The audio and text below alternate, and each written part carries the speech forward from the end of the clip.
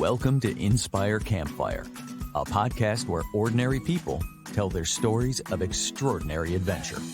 These are campfire stories meant to inspire the rest of us to light the fire within, get outside, follow our dreams, and return to tell our own stories. Ready?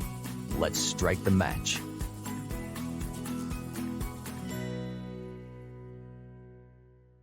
Welcome to the show. I'm your host, Scott Wurzbacher, and today we're diving into the power of storytelling, how sharing our stories can inspire action, fuel new adventures, and create a legacy that keeps the fire of exploration alive. Joining us is Chris Watson, host of Adventure Diaries, a podcast that brings authentic tales of adventure, exploration, and the natural world to life. Inspiring journeys, both big and small. Hailing from Glasgow, Scotland, where he lives with his wife and daughter, Chris is not only an avid explorer, but also a certified paddle sports instructor and Royal Yachting Association license holder. He proudly embraces the self-proclaimed title of all-around outdoor and travel geek. Chris and I share a bond through our own uncommonly similar stories, along with a mutual passion for adventure and storytelling. Though we live oceans apart, Chris's story feels so much like my own, and I'm thrilled to share his voice with you all today. Chris, welcome to the campfire.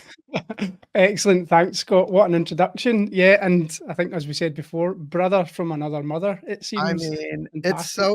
it's almost eerie, Chris. It's like as people that know me and know you listen to these stories and they kind of get to know us. I mean, some people are going to be listening, some people might be watching on YouTube, but I mean, even down to the like salt and pepper beard and I think I said before that there must have been something in the continental divide separation in the ancestry. There's something in the blood somewhere. I think so. It's pretty wild, but I'm super excited for today. And let's just dive in. Tell us what Adventure Diaries is. Yep. So Adventure Diaries, that is a podcast that I started less than, I say podcast, it's more of a show because I want to extend it beyond just the podcast into actual real life adventures as well. So essentially, as a podcast at the moment that delivers authentic stories of adventure, exploration, and the natural world. And it's really all about bringing those stories to life, but ultimately inspiring people to kind of take action. So, getting out and living some of these adventures, making it more accessible, and really getting people curious and excited, as excited and curious as I am about the stories that I bring. So yeah, that's it. It's just, I'm scared about living a life half lived. And through these stories, I bring some of these fantastic people on to talk about it. And through that, I want others to go and experience similar as I'm trying to do with my friends and family. Yeah, help me out with that. Just to make it explicit. You said you're afraid of living a life half lived. What does that mean? I think I'm still for a long time. It's probably escaping, escapism in different ways that weren't probably conducive to, adventure, exploration, or having fun. And I'll probably come on to this later when we talk about the origin story. But I think as we get old and become adults, and for me, I get sucked into the corporate world. I'm still in the corporate world, and I'm not knocking that at all. But as you get older, you kind of forget the will to play. And being a father now to a young daughter, trying to have more time, intentional, and doing things that are rather than sitting watching a movie, getting out camping, hiking, and doing that. And I think it's reminded me that there's so much more to the stresses and the anxieties and the daily grind and stuff. And we get one shot at this life, so we need to go out and explore and live it a little bit more intentionally. And through this, I get ideas aplenty, ideas after ideas through these conversations. And meeting people like yourself, it's fantastic. It's a big world, and there's not enough time. for sure. Yeah. So I guess I'm curious, and I think we will get into this a little bit more, but is it fair to say that you kind of reached a point where you felt like you were in danger of living the life half lived? Yeah, I think so. I mean, for me, there was a real inflection point around, the pandemic, COVID and stuff. Mm. My day-to-day job, my family life, quite busy, quite stressful at times, but always on the move. And then when COVID hit, we were stuck indoors, certainly over in the UK. Can't remember what the rules may have been over in your neck of the woods over the pond, but we couldn't go more than 5 kilometers or so from our house. So we were stuck indoors, and that really took its toll on me mentally and stuff. And I just felt I had to get back out, and it made me think a lot of introspection about what made me happy, what I'd done when I was younger, and then I just reignited, the love for adventure and exploration. And coincidentally, my little girl, growing a little bit older, becoming into her formative years, very much like me, and we're like two peas in a pod, and now we get to go out and do all this great stuff together. It's Yeah. I, I incredible.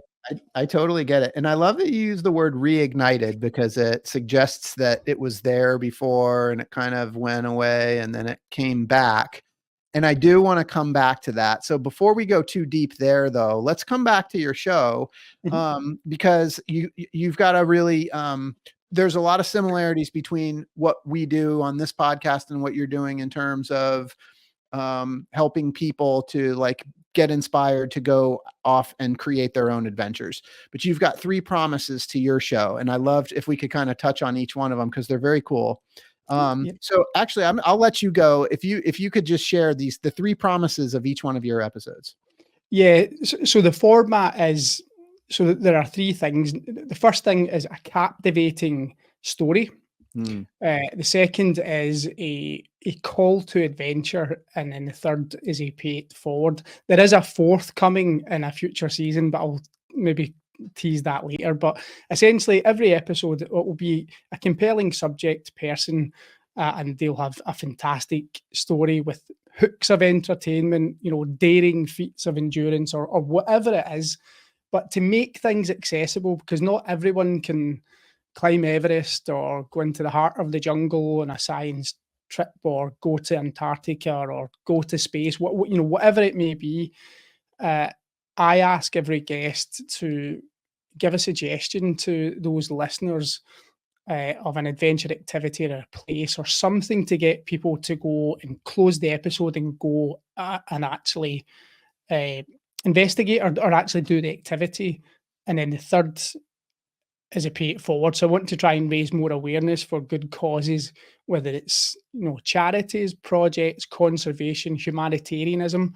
I want to try and make sure that we give back, because this is great for entertainment. It's good in a selfish way to try and get us inspired and go and run about the jungle or run about the forest, whatever it may be. But protecting these environments and these places, what can we do to remind people that there are agencies and charities and organizations that we can contribute, whether it's time, money, awareness, sharing a social post, and that's to pay it forward.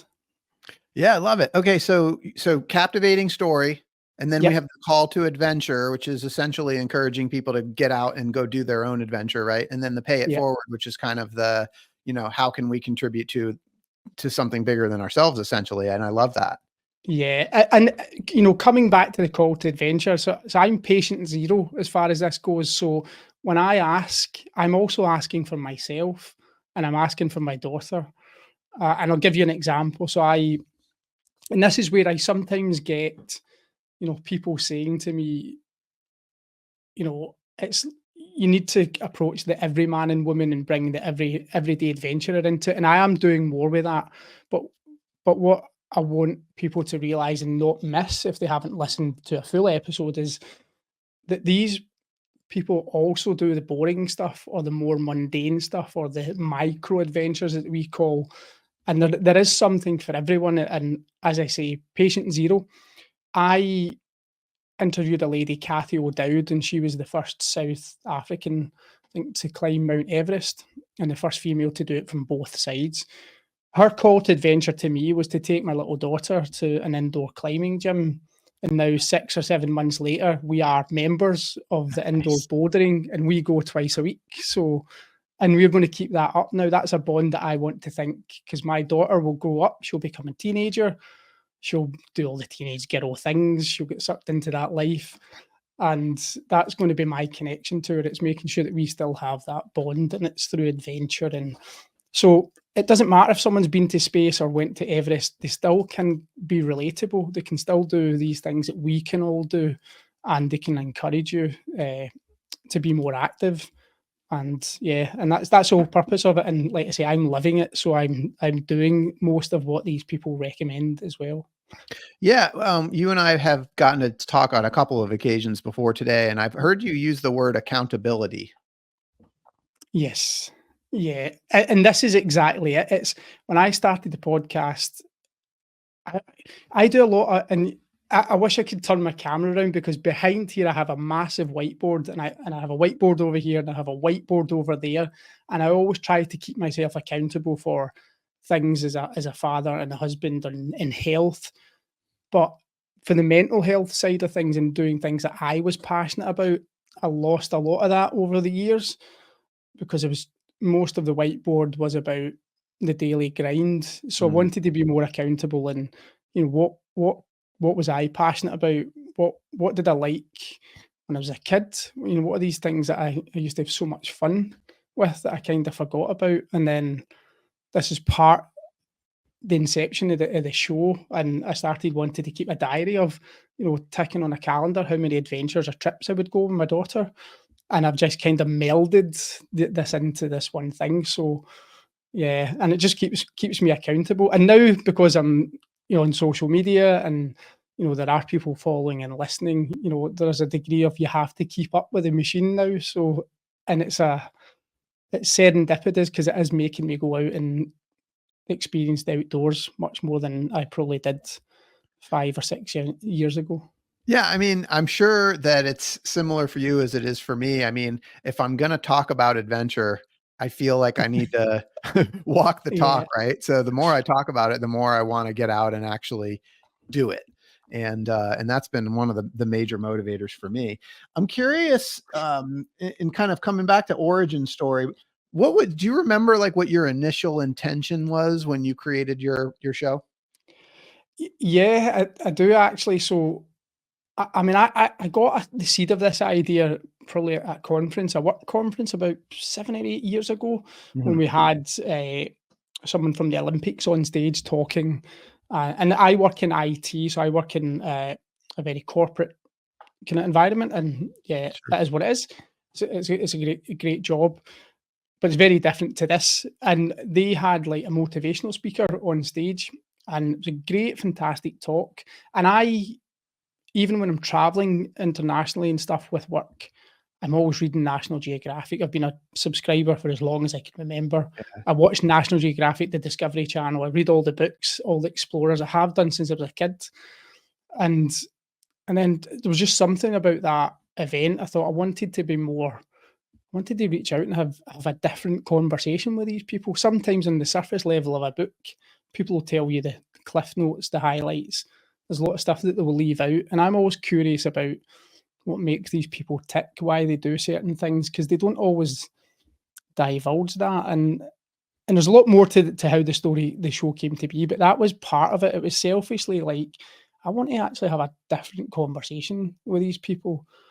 And I remember the first time I reached out to someone and they said yes, and I couldn't believe it. I was like trying to go to bed on a Sunday night, and I was lying beside my wife, and I showed her the messages from LinkedIn when the chap said yes, and it was just surreal. Even thinking about it now, it's just so surreal that they said yes, and they didn't have an agent that said, "Pay me thousands of pounds to come on and talk about this," or thousands of dollars. It was, and then we had a like this. You and I, we had chatting beforehand, chatting afterwards. Yeah, it just yeah. So selfishly, it was entertainment for me, and partly because of, like I say, the whole COVID thing. When I wasn't traveling as much, and wasn't reading as much sitting in the house, and I kind of somehow turned it around and started planning for this podcast, and then a few years later it came to be. Yeah. It's so interesting because I think mine's probably really similar in this curiosity of like just wanting to talk to people that inspire me, that are gonna like encourage me to go do more things. But like there's another level because it's not just reaching out to somebody saying like, "Hey, would you have a conversation with me?" It's like, "Hey, I want to have a conversation that we're going to record and share with people." And I'm Yes. curious, like the difference between those two approaches. Yeah, and I think the way that I certainly approach it is I don't want to be doing like an interview per se. I kind of want it to be a conversation in the Yeah. way that every single person that I've had on the show, or sorry, let me rephrase, every single episode that I've published has been someone that I know from afar, through reading books, watching documentaries, having followed them. So I have a natural curiosity. So when I reach out, my approach is one of curiosity, and it's to explore. And not often, if someone has had a book out, it's just to replay the insights of the book. It's to get to know them more as a person and give them, a platform to maybe, if they've done 100 interviews, this 101 interview is going to be very different because they won't be asked the same questions that they've been asked a million times. And I do spend a lot of time on my research, looking at previous interviews and making sure that I try and steer away from that because I don't want to fall into that trap. And I do that after I've done my own conversation frame, and then I'll go back to make sure I'm not hitting on much of the same topics, because I consume podcasts in various different niches, and I see that if someone jumps from podcast to podcast to podcast, it's often the same story that's just regurgitated a little bit, and Sure. Yeah. trying to do it a little bit different. And it's maybe just the way that my mind works. I kind of want to know all the oddities and the weird things that sometimes people might not want to ask. It's just the way my mind works, and I often get people saying, that they haven't been asked that type of question before, or it kind of puts people on pause. And I try not to send a list of questions in advance. I give themes and topics so that it just becomes a conversation. Yeah. Yeah. So in these conversations, they're like, curiosity based questions for you, but when the podcast technology is recording, right? Does Mhm. it change the dynamic for you and for your guest? Like Uh, knowing that when it's all said and done, like there's going to be potentially hundreds, yeah. thousands of people that are listening, right? I've never even thought about it like that. So honestly, the answer is no. Yeah.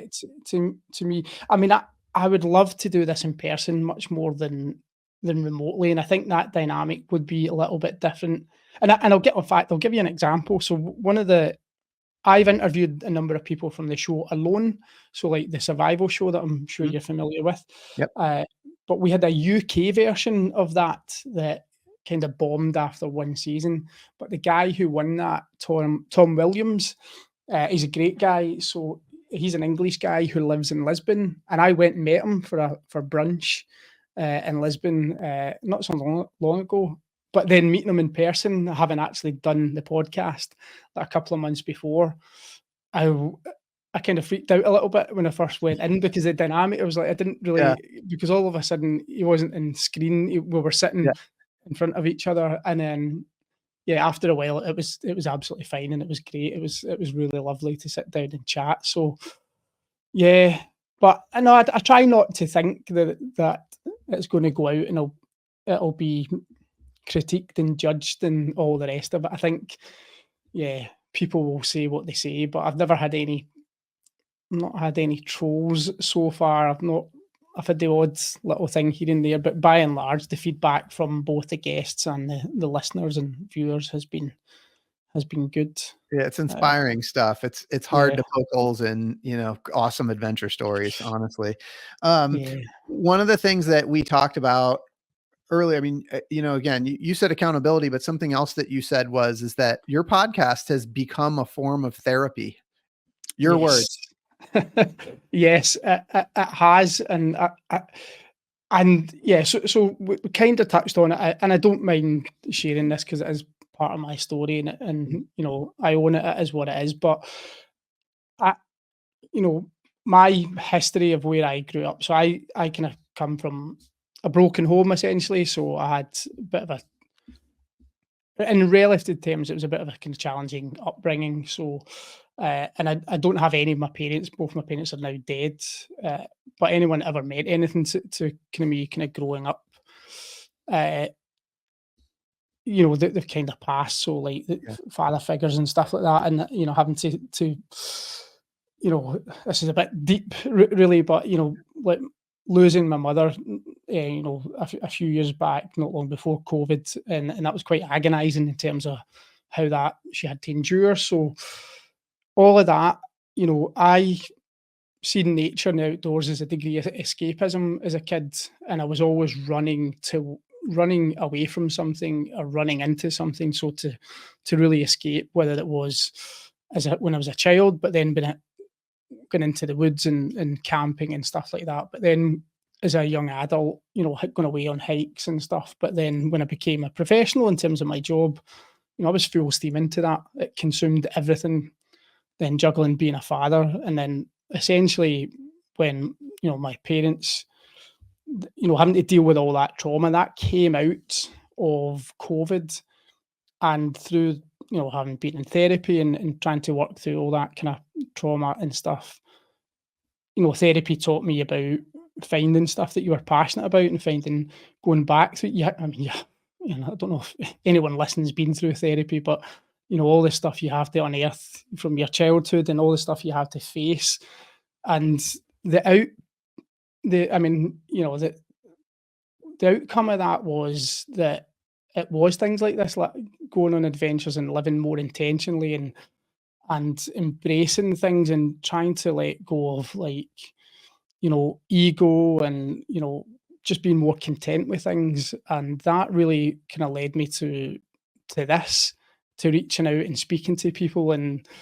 having conversations about things that I'm excited about and actually putting myself out there and not being scared to you know take a leap with all of this stuff became a degree of therapy. And you would not believe some of the parallels and the stories between the guests that I've had on and the friendships that I've made Yeah. and the after hours conversations and all of that stuff. And you know, when we were talking previously, you know, and I hadn't even thought about that or rehearsed that. That just kind of came out because that's always been this is something I'm so passionate about, and I'm passionate about because it's been therapeutic for me talking to people that I love to talk to, but they're helping me be accountable for doing things that I'm passionate about that my therapy has taught me that I must do, and I'm encouraging others to do the same, whether or not they have the same story or challenges or not. You know, you don't need you don't need a sob Yeah. story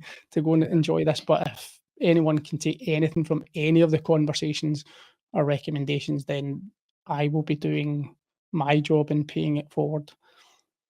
Yeah, and I wanna thank you for that vulnerability, and I'm gonna ask you a question that might seem obvious to both you and I, but you said that, like, essentially having conversations about adventure with people that have been on incredible adventures is, like, the thing that fills you up. Yeah.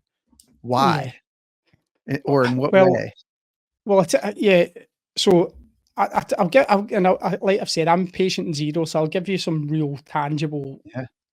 examples here. So, I mean, I was terrified as a kid of a lot of things, right?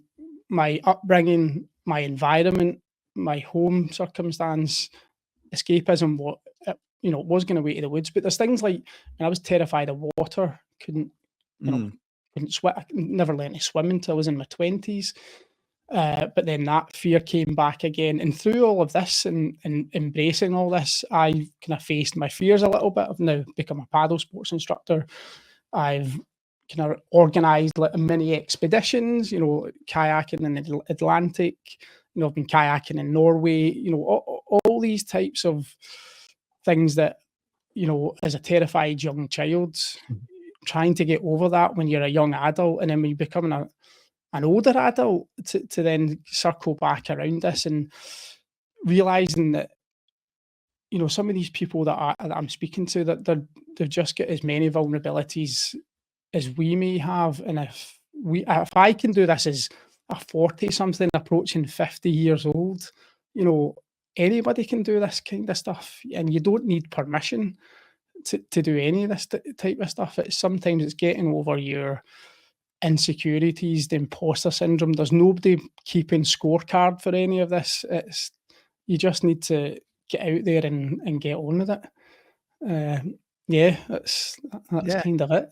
I feel you. I wonder, like, just kind of shared experience. Like for me, I don't know, like when you watch people in documentaries or on TV or whatever, like there's almost like there's a separation where they're like not even human. But when Exactly. you Yeah. have a real conversation with somebody that's done these amazing things or seemingly amazing things that I could never do that. But then when you have these conversations with real people, then you start to go, well, wait a minute, maybe I can do that. Exactly. Yeah, yeah, exactly. And then when you go and try it, like I say, you know, kayaking, for example, I ran through the Adventure Diaries, organised a little trip in June with like Mhm. 5 or so friends, and only one of them is a paddle sports instructor, my friend Jamie. But the others had never been in a kayak. I think maybe once or twice, but these guys just embraced it as well. And not that that was mega adventurous or really mega risky, but just, you know, there was 2 people there who had never been in a kayak, and they embraced it and had the time of their life, you Yeah, know. And and for it's them, it was a big deal, right? It was a really yeah, big deal. When yeah, it's your and first it's time, like, doesn't matter what it is. and you touched on like seeing things in TV. I've had quite a few people on the show from that have done stuff for National Geographic Mhm. documentaries, and I've actually got an episode going out in a few days with another host of another adventure podcast, Matt Pycroft, and he's got a fantastic story about, you know, his story about being bullied and, you know, struggling to find himself, and then coming on leaps and bounds to be, you know, one of the most prominent adventure documentary filmmakers around at the moment. Done fantastic stuff with National Geographic, including Alex Honnold, and he talks quite openly about, you know, Alex Honnold's climbing an Arctic ascent, doing Ingme Kortelak, I think, as another world first, and it's been filmed by a guy from the UK who had all these fears and doubts growing up. Claims, you know, he isn't the best rock climber, but he's up there filming, you know, Jumard up a rope, filming with an Oscar-winning free solo climber for National Geographic on primetime TV. So anything's possible, you know. And he talks about how he pitched himself to National Geographic, never thinking he would be in with a chance. And, you know, I'm going off in one now, but you talk about my, you know, why I was doing this. I had like a bit of a vision board for this, and I Mhm. also put something up about being acknowledged by National Geographic, and Nice. now I've had 3 explorers from National Geographic follow me and follow the show and send me messages, and I'm just like, and you know, as recently as I think last Sunday, I went and found the version of National Geographic from October or March it was, and took a photograph of it and sent it to her and said, "I can't believe that I just read this article, and I put you on my to-do list or potential guests," Yeah, yeah. and they reached out to me, and it's bizarre. It's It's so amazing bizarre. though, like when you sort of like set an intention and then just like Yeah, let it happen. it's Like that was gonna be one of the things that I wanted to ask you, and you kind of already answered it, but maybe another example or two, like how has the creation of your podcast resulted in unexpected outcomes? oh, that's a great question. Well, so I launched in November 23, so I'm not even a year old, Mhm. and in March this year, it was voted, it was voted for the top outdoor podcast in the UK, and so I went and to an awards ceremony and got a media pass. It was all very exciting. Took my little girl and my wife. We went backstage in the awards ceremony, got to meet loads of cool people. Didn't win, but it was fantastic. So that was great. Uh, I've also been asked very recently to be a judge at some outside awards show, Yeah. which I won't say too much about because I don't think it's been publicised yet. But yeah, I've been asked to be a judge at that as well, which is great recognition. And I am also in the midst of, so I'm very passionate about wildlife and wildlife conservation in the natural world, and I'm in conversation with an organisation at the minute to potentially be a media outlet of such for them, for their stories, to raise awareness, maybe like an ambassadorship. We're still working that through. So that could be like a short documentary series as well. So straying into different areas. But yeah, it's just mean, still pinch myself a little bit saying it out Yeah, loud. I mean, it's amazing that you start this thing to be something that's just sort of an outlet for you, just kind of following your passion, and it's not even been a year yet. I know, and it's I just I can't I just can't I can't quite it feels a bit surreal because when I subscribe to all these magazines that you know Sidetracked Mm. magazine, Hidden Scotland, National Geographic, the Great Outdoors, whatever it is, and I read all the books, and now I'm in contact with a lot of these people, and like you say, you see them from afar, but then when you see them up close and you speak to them, and then you're getting invited to things, and people are sending you emails from like, you know, xxx.com or whatever it is, natgeo.com, whatever it is. It's very surreal. Yeah, and how about on the adventure side? Are there some adventures that you've taken because of Uh, the podcast or that even that you have planned that would not have taken shape had it not been for some of the relationships?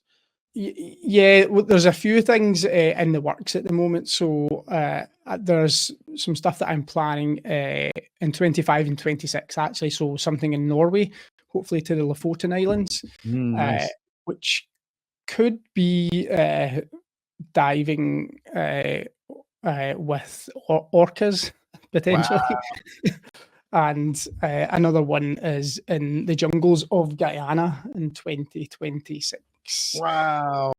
So yes, so yeah, so there's things afoot at the moment, which is, yeah, I've got aspirations of kind of turning them into like short pieces of content, as well as so bringing like the behind the scenes story of the people that run these adventures. So telling the human story side of their organisations and what they're about as well. So and these will be done in an ethical and as a sustainable way as possible. So offsetting carbon footprints and stuff to get there. But yeah, so excited.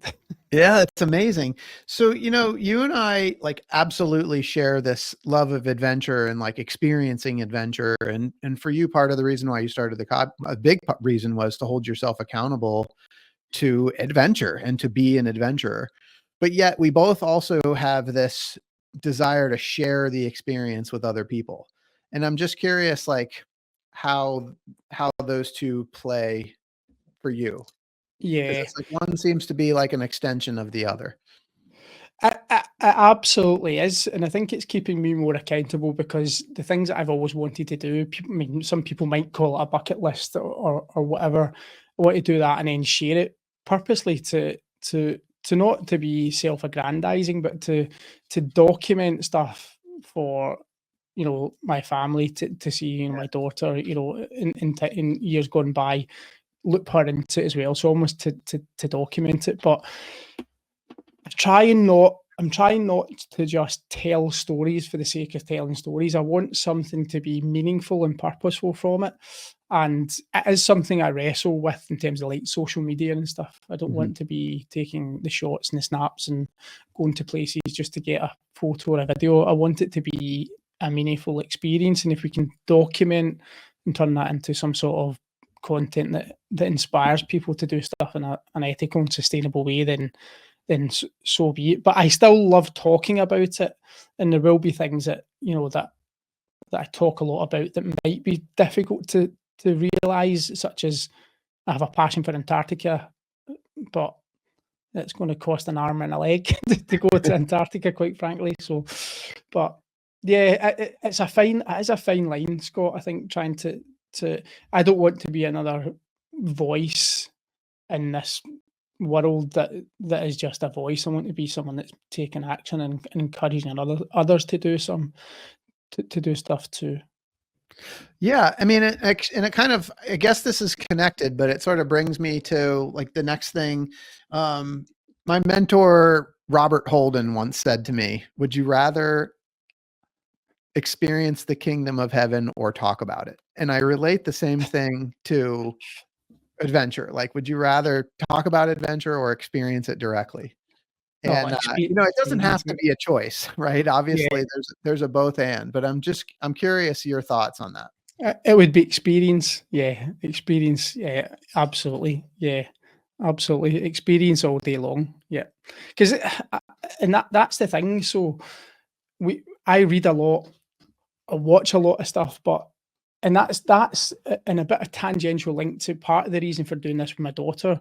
I want her to experience the world and experience adventure so that she's not sitting at an iPad, she's not sitting in front of a screen, and she's not just reading a book and retelling stories. That's great and it has its place, but it's a whole bloody big world out there. And it's when you get out and you spend half an hour in nature, it's amazing how much your perspective changes and your brain actually changes. I don't think people realize the science behind some of this, but how your brain and your body and your senses actually change when you get that exposure, and then how much it shrinks when you come back and sit in front of a screen. So, so experience over talking every day.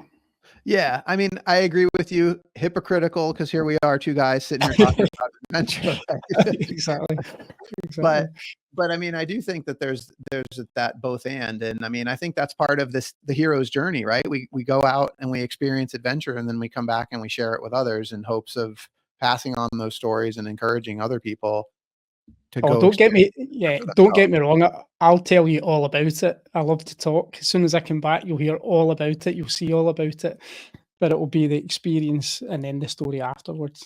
Yeah, I mean, and I think that's it. If you don't share the story, then it stops with you, right? The sharing is where other people can kind of latch on to that and then take it to the next level and go create their own. I think for me, if people are just listening and they're not actually getting out there and taking action, like, I don't feel great about that. Like, there's nothing better for me than somebody saying like, oh, like, I heard that person that did this great adventure and I went and did XYZ afterwards. Like, to me, that's the greatest. Yeah. Oh, exactly. Yeah.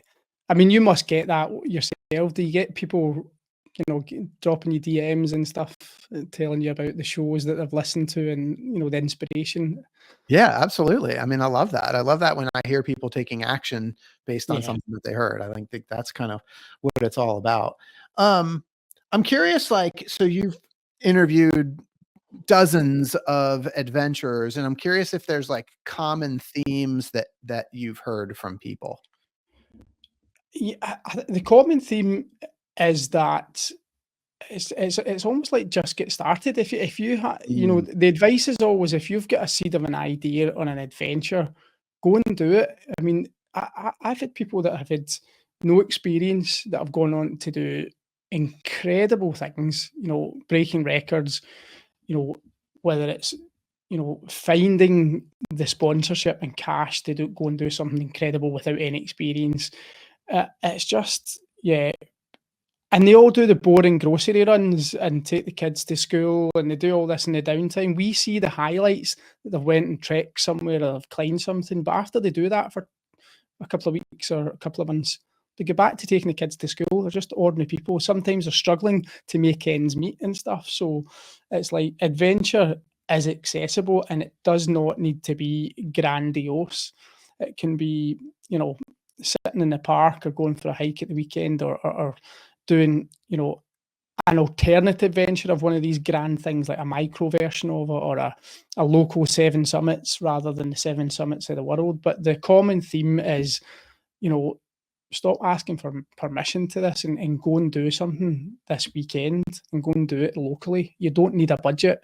And if you do need a budget, then you'll find a way to do it. But make the commitment to do stuff. Keep yourself accountable and just crack on with it. Just start. Just start. Yeah, just yeah. Yeah. So Just as start. an extension of that question, because like for me, a lot of these conversations, it's for me, adventure is sort of the vehicle, but what I really love to hear is sort of the motivation behind why people choose the adventures that they choose. Yeah. And really trying to get to know the voice inside that calls to adventure, right? And so I'm Yeah. curious if you've noticed any common themes in terms of like why people choose the adventures that they choose. Yeah, there's a lot of time that people are working through stuff themselves. Like, a lot of the people that do hard things, they're not doing them just for the sake of doing hard things. There's an element of trying to prove, certain things to themselves and others for sure. But it's almost like seeking a purpose, and I think a lot of times people do it, and then they find a purpose through adventure, and it can be that they want to then get involved in like this kind of cyclical thing. I heard someone describe it to me. In fact, it's on one of my shows that goes out this week. They described it almost as like a pyramid scheme of adventure. They go and people go and do hard things, and they learn from it. They find a purpose and a meaning in life. Life's too short. We need to go and experience things, experience the world, but then pass that baton on to someone else. And then they have to go and do that whole network effect and then pass it on and pass it on. So that's a common thing, that people like to do hard things, but they love the human connection, which comes through experiencing the world in a different way. And they just want to pass that message on. And that could be walking 3,000 miles. It could be cycling 10,000 miles. It could be hiking, up the highest mountain in your country, or it could be kayaking the ocean. Whatever it is, it seems to be the same thing. It's like to find purpose, find meaning, but inspire others. Yeah, I love it. So, and the cool thing is that the perspective that you bring is not just like you like it, you love adventure as I do, and you can share your own stories, but you also have had so many conversations with people that you can sort of like bring all of these conversations together and consolidate them. And so I want to ask you, like, as we do that and we kind of bring all of this wisdom that you've gotten from other people together, what would be sort of the collective wisdom that you would offer to the listeners of this show listening to you today in terms of adventure? Pick a date, pick an adventure, and just do it. Yeah, just get on and do it, and make it part of your routine, and do it with someone that you may haven't seen for a while, a friend, a colleague, or whatever, because getting out there and just doing that, and it doesn't need to be grand, just getting out and doing something, it's amazing how good it is for the mind as well. It just opens open, it's you always say about going for a walk to clear your head. I find the same about adventures activity, whether it's adventure travel or sport, and it doesn't need to be, it could be going on a food tour, or going to a different restaurant, walking to that, just doing something a little bit different that you haven't done for a while, giving variety and a bit of spice and adventure and excitement into your life. Just do that on a more regular basis and do it with new people. I love it. So listen, Chris, I'm not going to steal your format, but this is your episode here. So I want to ask you a couple questions. You've Yeah. already shared a great story. What's the call to adventure? Right. So I'm glad you asked, Scott. So when I ask my guests for a call to adventure, I said I'm patient zero, and I like to try and do most of what they suggest. So I try to make it accessible to everyone that watches and listens. And a good example, people talk about the 7 summits of the world, climbing Everest, Denali, Yeah. Kilimanjaro. Yeah. There's only a few people, there's only a handful or a small percentage of people in the world that will ever do that. So I had a guest call to adventure I had 2 guests actually to recommend to do your local 7 summits. And I encourage everyone to do their local 7 summits. And to do that, I have created a free resource to help you do just that. So if anyone goes to adventurediaries.com/7, as in the number 7, not Nice. SAVEN. So adventurediaries.com/ Just the number 7. Got it. Yeah, 7. That will take you over to a little hiking tool. And what that does, doesn't matter where you are in the world. If you put in your zip code or your postcode, depending on where you're from, and how far you would like to hike, whether it's 5 kilometers, 1 kilometer, 2 kilometers, whatever it is, and how many, whether it's 7 or you could put any number you want, it will map out all the routes for you from where you are. So it'll pick up all the lowest point to the highest point within that destination. So that example has came from an adventurer called Ollie France, he's calling it the ultimate 7 at the moment. So he's going around all the continents and going from the lowest elevation to the highest elevation. And he's just cycled from Death Valley to the summit and climbed the summit of Alaska. And he recommended that people try and find the lowest elevation in their city or town to the highest elevation. So if you go to adventurediaries.com/7, that tool will help you do that. That is super cool. And as a bonus, I had a journalist on from the Boston Globe, and his call to adventure was go and find a waterfall, go and hike to a waterfall somewhere. It's amazing for the mind and the body, and then go for a swim. So that tool also plots out all the waterfalls along the way, so you can go and have a waterfall hike when you're doing your 7 summits. That is awesome. You're making it easy. I like the call to adventure. Well done. All right, so pay it forward. Pay it forward. Oh, I am going to say, World Wildlife Foundation, so WWF.org, which is a catch-all, or Blue Cross. I'm not sure if Blue Cross is over in North America, but that's for about supporting animals, animal welfare and stuff. So WWF or Blue Cross. Love it. Sounds good. Well, Chris, if people want to find out more about you, get in touch with you, check out the podcast, what's the best way for them to do that? Yeah, adventurediaries.com, and there's all the links and stuff on there. But I'm very active on Instagram, so that's at adventurediaries __, or you can search Adventure Diaries Chris Watson, and it should pop up. Amazing. And you'll see my backdrop on the images. Amazing. Chris, like, this epic story. I mean, you know, you had some stuff to deal with in your childhood, right? And then you like pulled through it, and you used nature as this tool to heal. And now you're like, you know, you're only a year in. I can't wait to see like what's coming next. But what I know in this big story of this network that you're building and all of the adventures that you're going on, Hollywood is going to pick up on your story at some point. They're going to want to make a movie about you. And I want to know, when they do, who's going to be the Hollywood actor that's going to play you in your movie? Hollywood actor. It's probably someone that doesn't take themselves. So Ryan Reynolds, let's say, doesn't take himself too seriously. He's a little bit aloof, a little bit of a parody. So I love it. Go for it. Ryan Reynolds. I love it. Well, I was going to say, whoever you choose could be suitable for me as well, because we are brothers from another mother. So exactly. What's your movie going to be called? The Misadventures of a Daft Scotsman. Nice. That's intense. Starring Ryan Reynolds. I love it. Yeah, and we can do V Scott as well.